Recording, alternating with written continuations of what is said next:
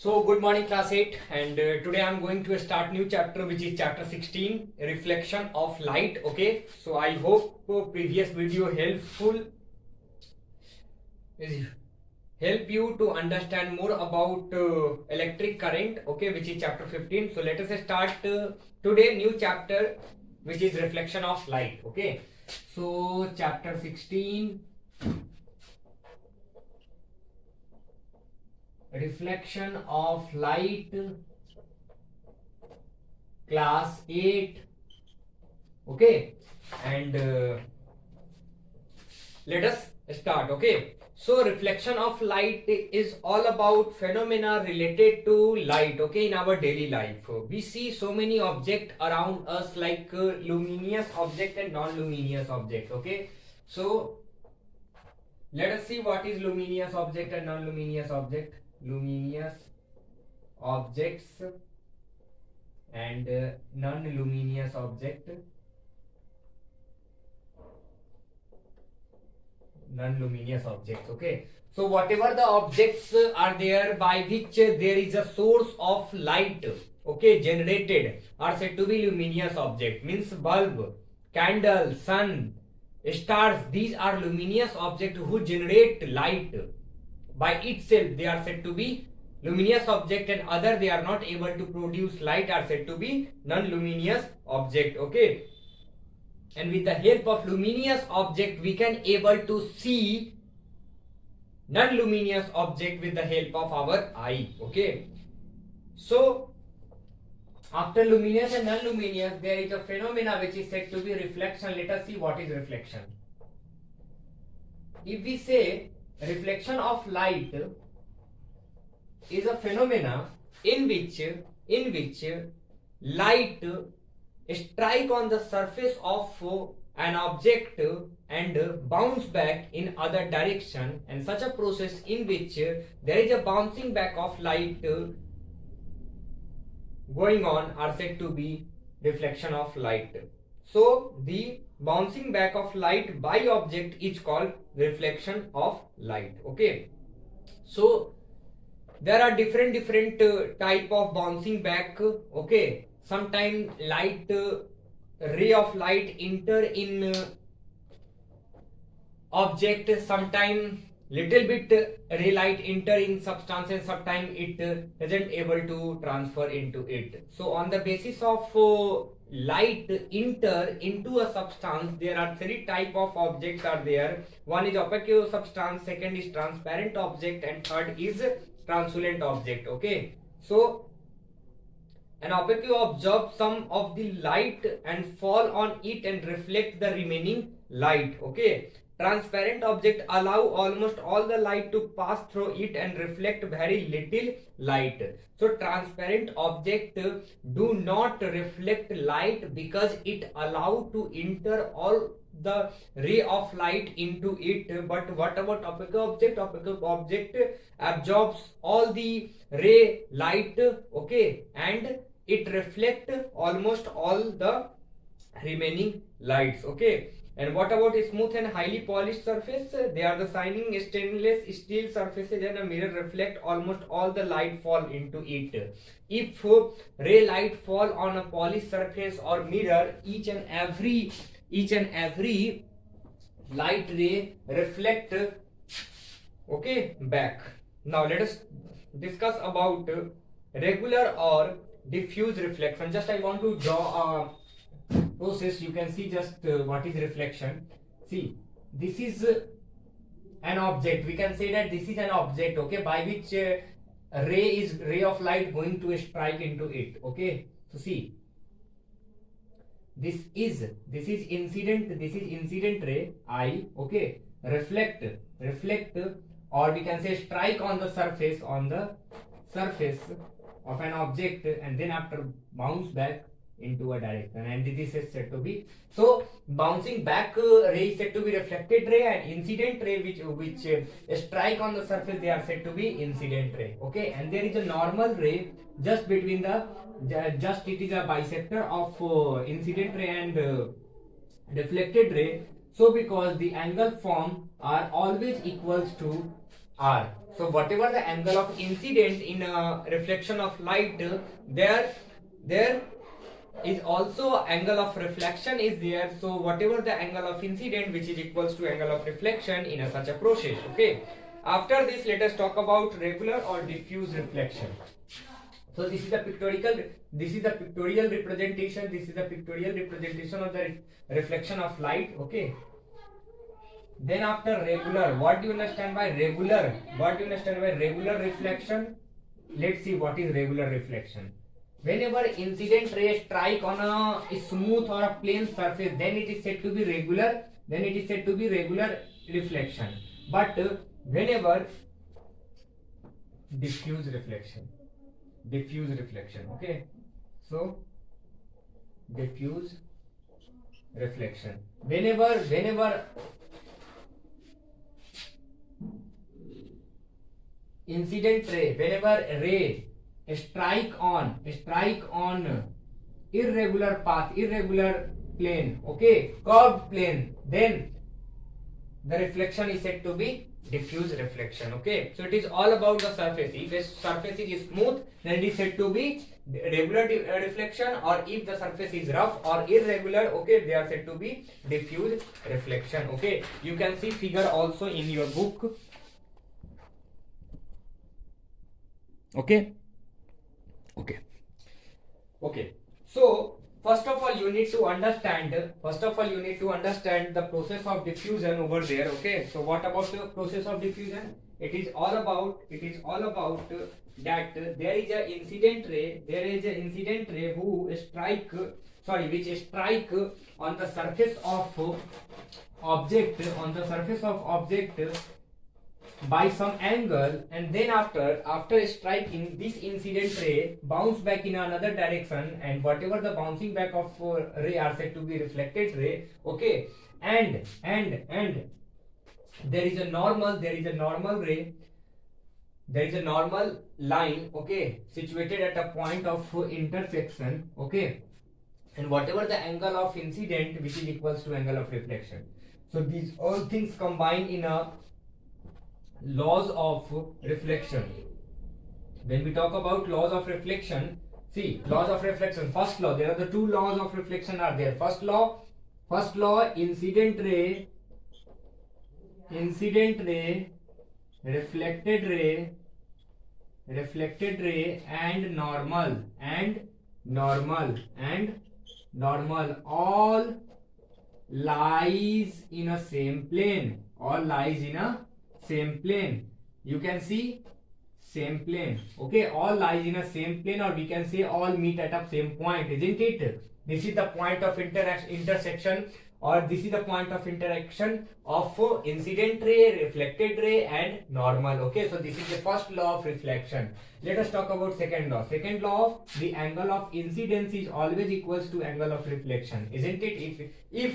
If incident ray comes with the angle of 45 degree, then the reflected ray is always equals to 45 degree. Okay, so whatever the angle of incidence is there is exactly equal to the angle of reflection. Okay, so these are the two examples. I hope you understand, and just I want to tell you that please read book. Okay, so there are some definition given in your book. Obviously, first definition is all about incident ray, I hope you are able to see this. Okay, so incident ray, so the ray of light from the source that strike a given surface is called incident ray. The point at which the incident ray strike the surface is called point of incidence.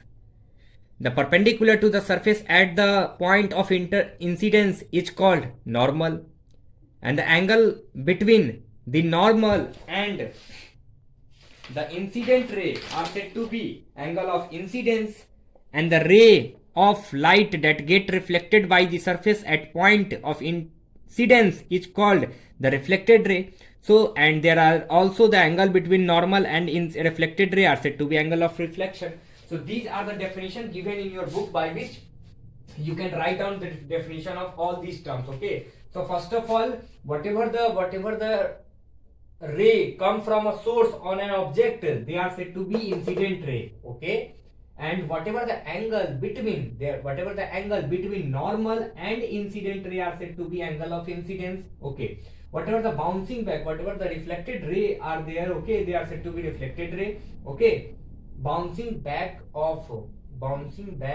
incident ray is said to be reflected ray. Okay, and the angle between normal and reflected ray are said to be angle of reflection. Okay, these all definition given in your book. Okay, I hope you understand, and I just want to tell you that please read properly. Okay, without reading you are not able to understand anything by yourself. Okay, so it's better to first read and then after watch my video. Okay,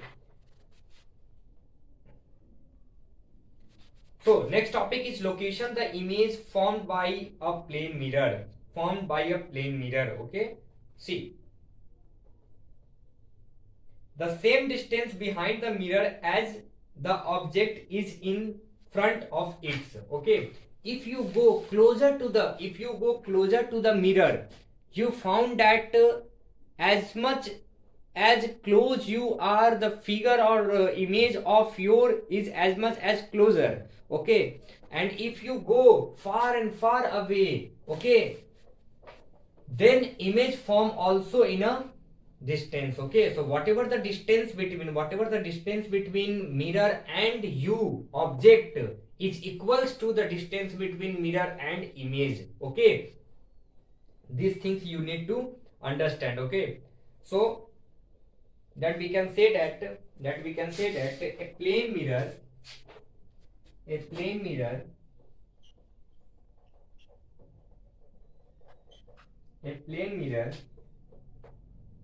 forms an image of an object at the same distance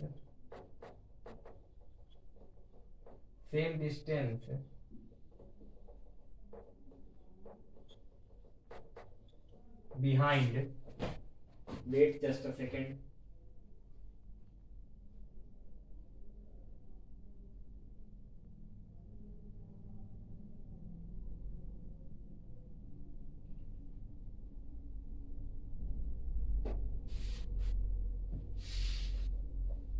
behind the mirror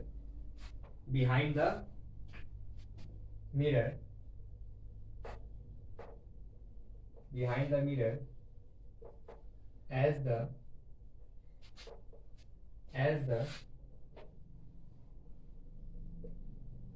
object is in front of it. Okay, so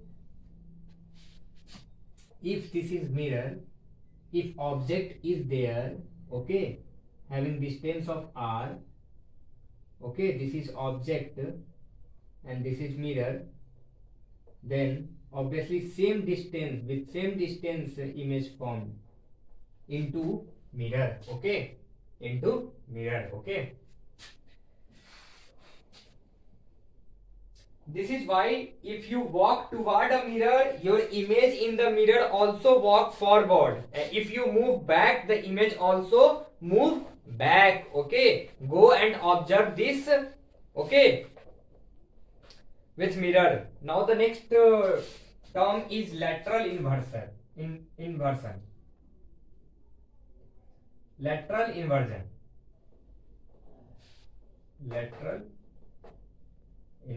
What is lateral inversion? Okay.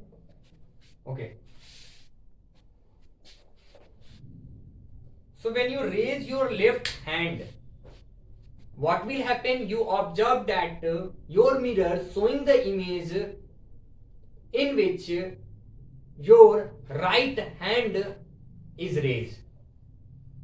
So it raise its left hand it shows that in the image formed by a plane mirror, there is an interchange of left and right. If you touch your right earlobe, you see in image that you are holding not right, you are holding left. Okay, so this interchange we can say that the plane mirror form interchange between left and right in object to image, and this is said to be lateral inversion. Okay, and this is the property of plane mirror image. Okay, so plane mirror image always form interchange of object. It changes left to right and right to left. Okay, if you raise your left hand, it will show right hand. Okay, now so this is all about lateral inversion. Okay, lateral inversion.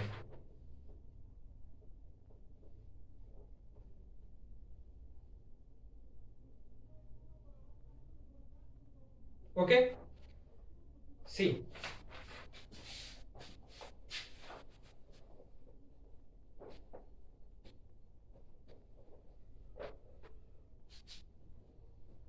the image formed by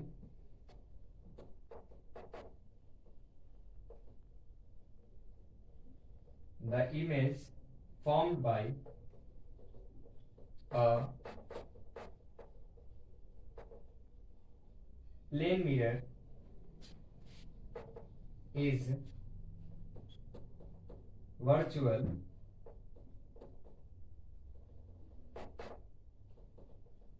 erect of the same size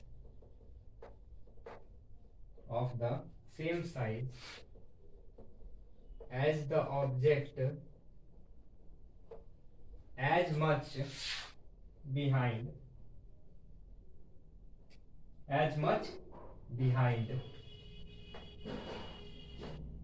the mirror as the object is forming to it, is in front of it and laterally inverted. Laterally inverted means right shows left and left shows right. Okay, so let us talk about another topic of this chapter, and which is the characteristics of the image formed by a plane mirror. Okay, so you need to remember all the characteristics of a plane mirror. Okay, let's see what are the characteristics. The image formed is erect.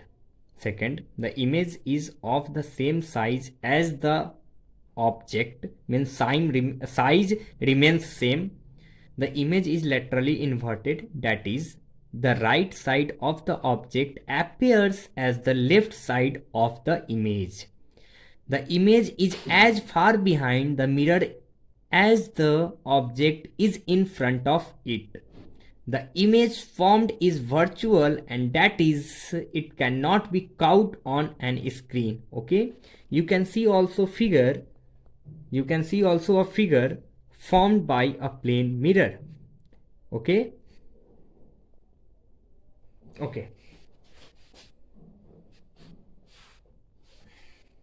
now let us talk about the angle formed by mirror at an angle. Okay, sorry, image formed by an plane mirror. Okay, at a angle. Okay, so have you ever looked at the image into two or more fixed parallel to each and opposite wall in a room? Okay, when you go to cut your hair, okay, you see in a salon what will happen. So there is a mirror. Okay, arranged in a parallel. Okay, means one mirror is just in front of you and one mirror just parallel to that, means one is in direction, one is in direction. Okay, in this direction. Okay, so there are the two mirror placed in a such a way that they are parallel to each other. Okay, and they form multiple images. Okay, like this way. You can also go in a hotel,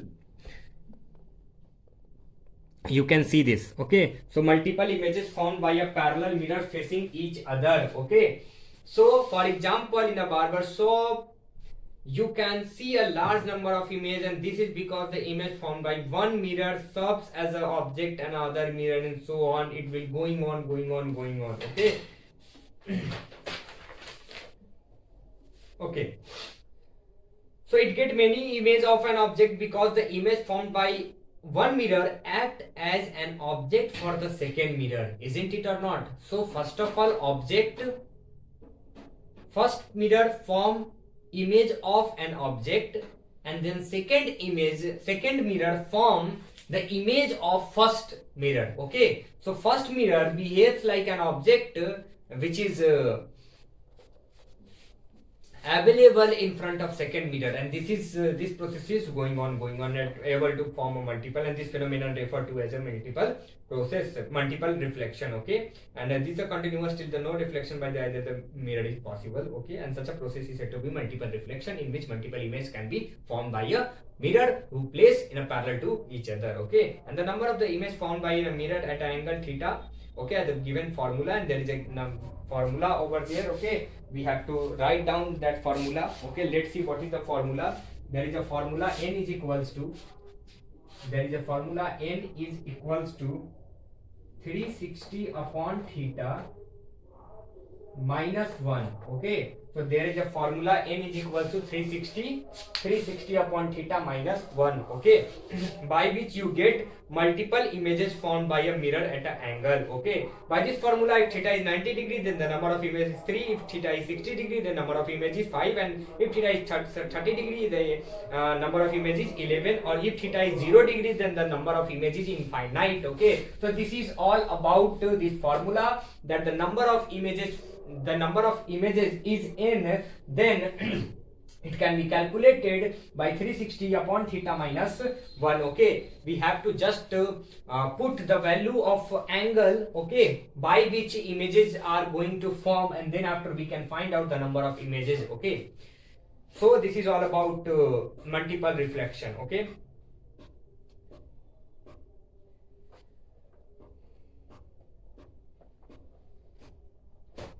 now what are the uses of plane mirror? Okay, so we commonly use a plane mirror in our home to look at our reflection. In a beauty parlors, plane mirrors kept at an angle are used to view the side of the head. Okay, like this part also. Okay, and plane mirror parallel to each other are used to view back of the head. Okay, so these all things are available to see this part and this part. Okay, and plane mirror are used to reflect light on the object. For example, during outdoor shooting of a film, metal sheets are used as a simple mirror to reflect sunlight on the actor. Okay, so for a shooting of movie, obviously plain metal sheet used for the reflecting sunlight, by which the light of sun is directly transferred to the face of actor. Okay, and they are also used in a solar cooker to reflect light on the food being cooked, and they are also used for periscope from the submarine under the sea, and a sailor can see the object and enemy ships on the surface of the sea by the using of periscope. So these are the uses of plane mirror. I hope you understand this chapter. Please write down each and every definition and uses and formulas given in the book. Okay, you just write down the principal definition. Okay, and read this book. Okay, and please do the exercises. Thank you.